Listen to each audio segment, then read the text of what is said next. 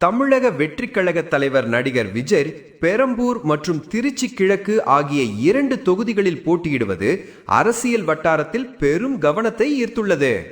வேட்புமனு தாக்கலின் போது தனது ஆண்டு வருமானம் மற்றும் வரி விவரங்களை முறையாக சமர்ப்பித்துள்ள அவர் குடும்பத்தினருக்குள் நடைபெற்றுள்ள நிதி பரிமாற்றங்களையும் வெளிப்படையாக குறிப்பிட்டுள்ளார். அதன்படி தந்தை சந்திரசேகருக்கு 2.02 கோடி ரூபாய் கடன் வழங்கியுள்ளார். தாய் ஷோபாவுக்கு 8.7 கோடி ரூபாய் கடன் வழங்கியுள்ளார்.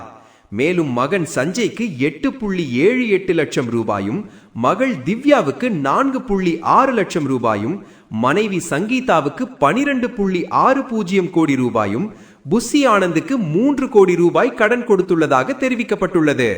இது மட்டுமின்றி மனைவி சங்கீதா பெயரில் 4.07 கோடி ரூபாய் மதிப்பில் 3132 கிராம் தங்கமும், 1 கோடி ரூபாய் மதிப்பில் 134.91 கேரட் வைரமும் உள்ளதாகவும், அவரின் பெயரில் 15 கோடி ரூபாய் மதிப்பிலான அசையும் சொத்துக்களும் இருப்பதாக குறிப்பிடப்பட்டுள்ளது.